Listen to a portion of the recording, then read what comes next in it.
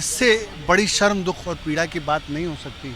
डॉक्टरों ने कहा है कि अगर 2-3 दिन में अगर उन्होंने अन्न नहीं लिया तो उनकी जान भी जा सकती है। यहाँ से 100 मीटर है प्रधानमंत्री जी का आवास। सुप्रीम कोर्ट के ऑर्डर की तो धज्जियां उड़ाई जा रही हैं। 200 से ज्यादा पेटेंट साइंस के क्षेत्र में सोनम वांगचुक ने किया है। तो आज क्यों भाजपा जो है अपने कहे हुए वादों से मुकर गई? विश्वासघात और झूठ की नींव पर ये सरकार चल रही है। देश जो है बहुत खतरनाक लोगों के हाथों में है। सरकार के आश्वासन पर भरोसा करेंगे तो ये सरकार आपको मार डालेगी। 16 तारीख को सुप्रीम कोर्ट में सुनवाई भी है इस मामले को लेकर के।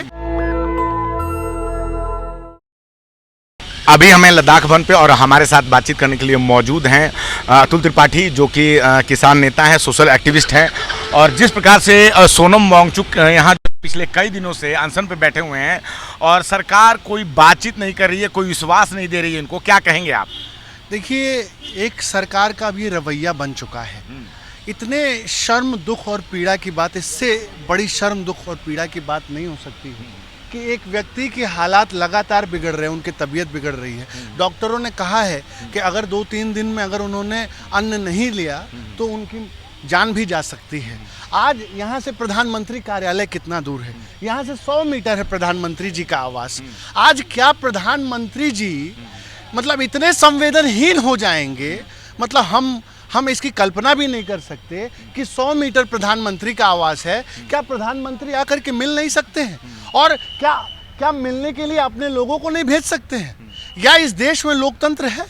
आप बताइए कि अपराधियों की तरह जैसे लग रहा है कोई आतंकवादी है। सोनम वांगचुक कौन है? मैं इस देश की जनता से कहूँगा कि जाके आप गूगल पे देखिए, 200 से ज़्यादा पेटेंट इस देश के लिए।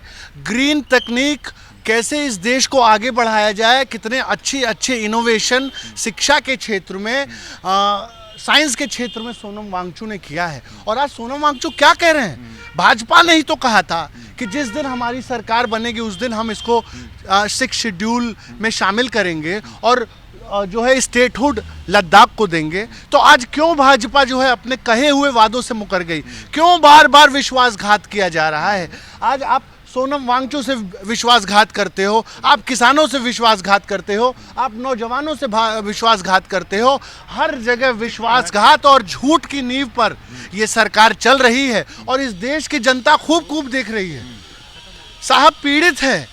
थोड़ा सा आपको इंटरप्ट करूंगा कि पिछले कई दिनों से ये चाहते हैं कि कोई टॉप का लीडर आके इनसे मिले, उनसे बातचीत करें। और एक मांग ये भी है कि कोई एक जगह दी जाए दिल्ली में जहाँ पे ये शांतिपूर्ण प्रदर्शन कर सकें। तो इनकी मांग तो मानी नहीं जा रही है अभी तक, वो 6वीं यानी सूची में शामिल करने की, लेकिन एक जगह तक नहीं दी जा रही है दिल्ली में। और प्रधानमंत्री मोदी कहते हैं कि सबका साथ, सबका विकास, सबका प्रयास। क्या कितना विरोधाभास आपको नजर आता है? ये तो आपके कैमरा दिखा सकते हैं कि सबका साथ, सबका विकास और सबकी आज़ादी का क्या माहौल बनाया जा रहा है और दिल्ली की राजधानी में मनाया जा रहा है।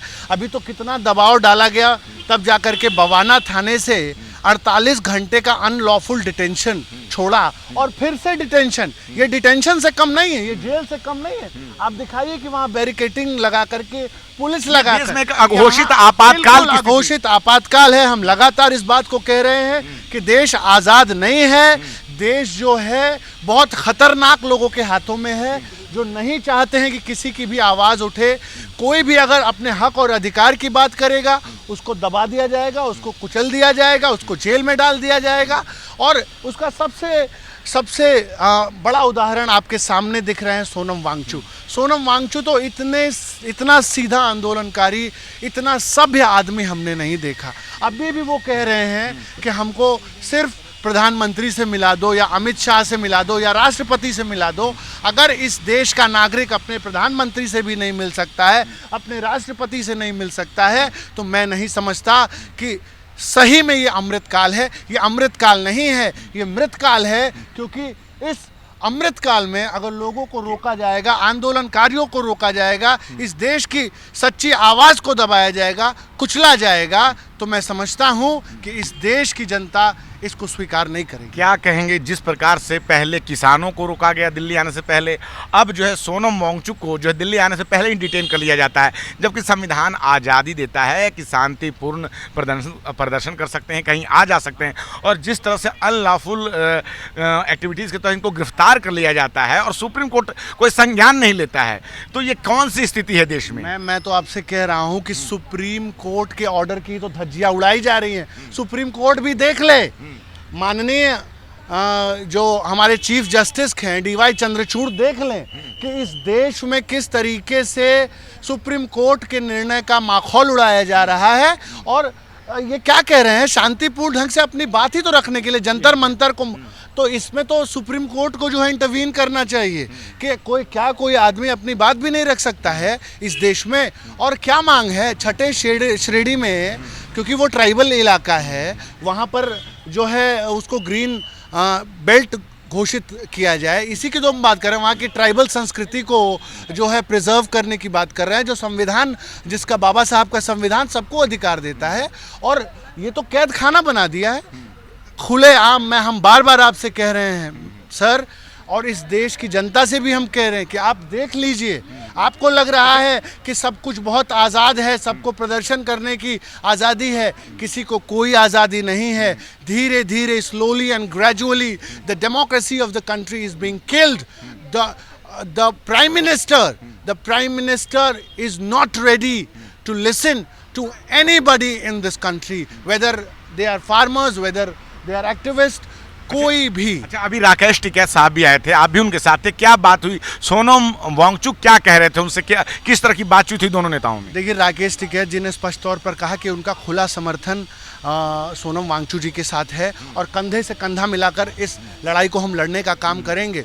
हमने टिकैत साहब ने ये भी कहा, क्योंकि किसान इस देश की सरकार को उसकी नीयत को पहचानता है, तो हमने इस बात को सोनम वांगचुक जी से कहा कि आप अगर ये सरकार के आश्वासन पर भरोसा करेंगे तो ये सरकार आपको मार डालेगी, क्योंकि ये सरकार किसी की नहीं सुनती है। 750 से अधिक किसान शहीद हो गए, फिर भी आज तक किसानों को एमएसपी गारंटी कानून नहीं मिला। तो इस गांधीवादी तरीके से तो मुझे लगता है कि बहुत समय लग जाएगा।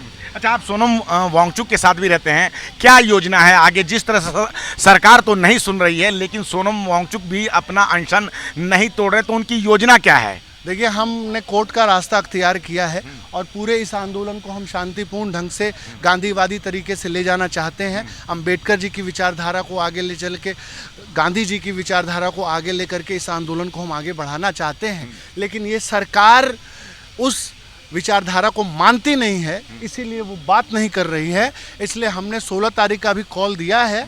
सोनम वांगचुक जी से लगातार बात हो रही है इस आंदोलन के आगे की रणनीति को लेकर के, और इस प्रेमिसेस से हम आगे भी जाने की बात कर रहे हैं। 16 तारीख को सुप्रीम कोर्ट में सुनवाई भी है इस मामले को लेकर के। उस सुनवाई को हम देख लेंगे, क्योंकि हम सुप्रीम कोर्ट का बहुत सम्मान करते हैं।